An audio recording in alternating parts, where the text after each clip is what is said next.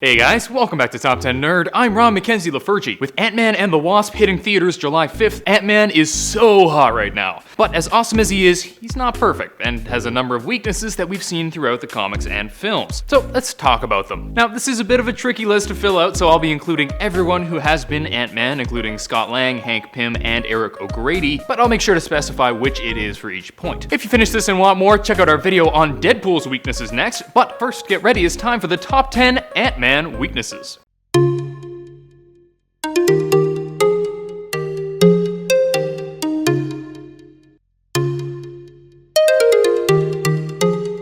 Number 10. He doesn't have wings! One thing that we saw in the trailer for Ant-Man and the Wasp was Scott's realization that Hope's suit has wings, and his doesn't. And there's essentially no reason for that I've been able to find. You'll see a lot of excuses like, oh, they get in his way, or they'd impede his heroics, or hinder his fighting style. But guess what? They work just fine for the Wasp. I'm thinking the extra half hour it would take to get used to the wings would be far eclipsed by the usefulness of having freaking wings, because you'd be able to fly instead of having to run and jump around or use ants. Please let me know in the comments if you're aware of a reason for this, other than it differentiates the Wasp from Ant-Man, because I'm stumped and I couldn't find a reason. Number 9. Criminal history. This is one of the few weaknesses that don't really affect Hank Pym, but affects Scott Lang and Eric O'Grady. When Scott Lang first became Ant-Man, he was an ex-con. He'd been an electrical engineer, but when he was unable to support his family, he turned to crime. He stole from the company he worked for, took a bit for himself, and redistributed it to the customers of the company. So it was the good kind of crime, but still a crime. When he was caught, he was sent to prison for 5 years, and this criminal past continues to affect him even to this day. Now, granted for Scott, this isn't much of a big deal other than the usual drawbacks of being an ex-con, largely because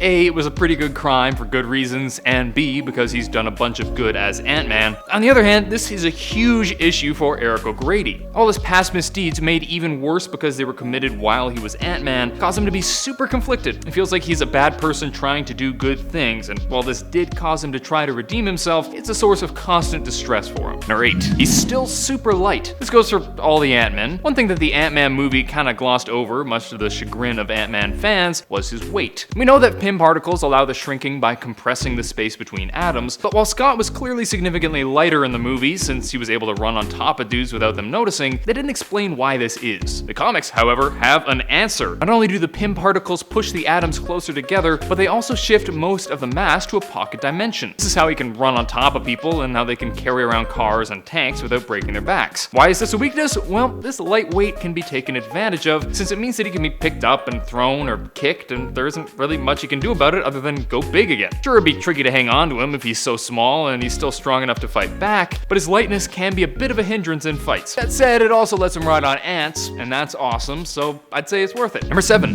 Hubris. If you've seen Age of Ultron, you'll remember how Tony Stark and Bruce Banner, in trying to help humanity, very nearly doomed it by bringing Ultron to life. Well, not life, but you know what I mean. This hubris was very nearly the end of humanity, but in the comics, it went a bit differently. In the comics, it was Hank Pym who created Ultron, the criminally insane sentient robot, even using his own brain patterns as the basis for Ultron's robotic mind. Hank decided that he was so smart that he could totally go ahead and create artificial intelligence. Nothing could possibly go wrong because Hank Pym is a genius and is awesome, and oops, Ultron's gone and taking over everything. Yeah, his belief that he could play God brought about one of the most dangerous villains the Earth has ever seen. If that's not a weakness, I don't know what is. Number 6. The dangers of going subatomic. One particularly impressive ability of the Pym particles is they can allow one to go subatomic. As I explained earlier, part of what the Pym particles do is shift your mass to another dimension. If he goes too small and the vast majority of his mass has been shifted over, he can enter alternate dimensions. This is super useful if you want to enter the microverse or go hang out with the Living Tribunal, but as we learned in the Ant-Man film, this can also go very badly. On one mission in 1987, Janet and Hank found themselves unable to disable a Soviet missile. Janet bravely removed her regulator, which allowed her to shrink to subatomic size and get in and disarm the missile. Unfortunately, this caused her to become lost in the quantum realm. Now, thankfully, we know she was able to come back, but it's a definite danger that Ant-Man and women face. Number 5. Dependence on tech. This is a pretty self-explanatory one that's true of all the Ant-Men. A lot of superheroes have pretty amazing powers that are part of them at all times. Superman, Scarlet Witch, Deadpool. So many heroes could go out as naked as the day they were born and still be the effective heroes they are. And Deadpool sometimes goes out of his way to be naked. Even Spider-Man, who depends on his web shooters a lot, could still be a damn fine hero without them. But Ant-Man, without his ability to shrink and grow, is basically just mental illness man, not counting Scott Lang. Whether it's his shrinking suit or the helmet that lets him communicate with ants, Ant-Man without his gadgets is just a dude with a stupid name. Of course, there is an exception. Repeated exposure to the particles have caused Hank Pym to be able to grow and shrink at will, but he still needs his helmet and suit to do any real heroism. Number 4, mental instability. Yep, I've hinted at this earlier. If you've read the comics, you've probably guessed that this is a Hank Pym one. For ages, Hank grew and shrank with the use of Pym particle serums, and everything was dandy. But as time went on, he started to have more and more psychological issues, which turned out to be a side effect of the particles. Became increasingly depressive and irritable, and eventually even developed a split personality. This was in the Yellow Jacket years, and while this extra personality did allow him to finally propose to his girlfriend in a bit of an aggressive way, it led to the act that would haunt him for the rest of his life. He struck Janet out of frustration, and abuse is a big no-no. He eventually learned to make the helmet protect his brain, which allowed later Ant-Men like Scott Lang to take on the mantle without the nasty side effects. Thankfully, in recent years, he has reformed big time, and has even taken the Yellow Jacket persona on again in an attempt to make up for the harm he had caused previously. I mean, he's not perfect considering he's currently Ultron, but that's a story for another time. And by another time, I mean later in this video. Number 3, he's too randy for his own good. This is an Eric O'Grady one. It's like he was trying to one-up Hank Pym in a game of who's the biggest dirtbag, and the dude kept letting his burning loins get the better of him.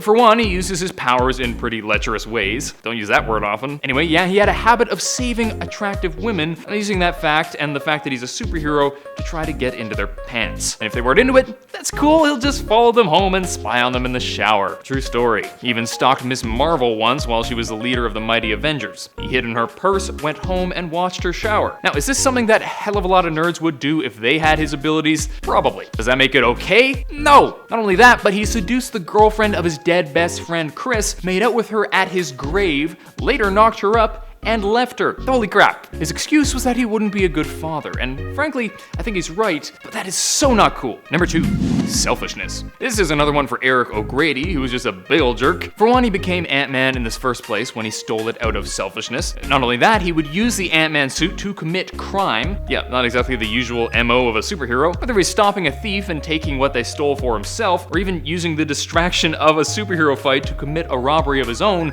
the dude is always putting his own selfish desires over the greater good. He even severely burnt the face of his friend when he was stealing the Ant-Man suit, plus after taking over the mantle of Ant-Man from Scott Lang by stealing the suit, much to the chagrin of pretty much everyone, he decided the best way to make himself look better would be to put Scott down as much as possible. He would slander him, claiming that the crimes committed by Eric were actually committed by Scott. This got worse when Scott's daughter Cassie heard him, they fought, and he eventually smacked her into the ground. And what does he say? Who's your daddy now? Number 1, inferiority complex. This one is of course referring to Hank Pym. Now, it's true that superheroes tend not to be the most mentally healthy individuals. Sure, they put forth a confident exterior, but on the inside, many doubt themselves a good deal, with a bit of imposter syndrome sprinkled in. But Pym takes this to a new level. He constantly feels as though others look down on him, and he cares way too much about what people think. This caused him to act out in an attempt to prove himself, which often ends up going very poorly. Whether he's abusing his wife, abandoning his team, or going rogue, Hank has been known to let his inferiority complex get the better of him. It even caused him to change persona time and time again when he thought his friends weren't giving him enough credit. Ant-Man, Giant Man, Yellow Jacket, just make up your mind. This has recently proven to be a detriment to him with all new, all different Ultron. After months alone, Pym joined with Ultron, with Ultron's hate for the Avengers and Pym's feelings that they had abandoned him, causing him to strike out. Now, in reality, they just thought he was dead, but he immediately jumped to the worst possible conclusion. Definitely relate to that. I'm really bad with that kind of thing. I guess Hank and I will have to work on this one together. That's it for today. Hope you guys enjoyed. If you did, please smack that thumbs up button and subscribe to Top 10 Nerd for more videos. Let me know in the comments who your favorite Ant-Man was. I'm definitely a Scott Lang man myself, although definitely not alone in that. Also, if you want a sweet playlist to watch so you can just get all nerdy without clicking, check out our Versus Battles playlist on the channel. Until next time, I'm Ron Mackenzie Lafergie with Top 10 Nerd. Later, nerds.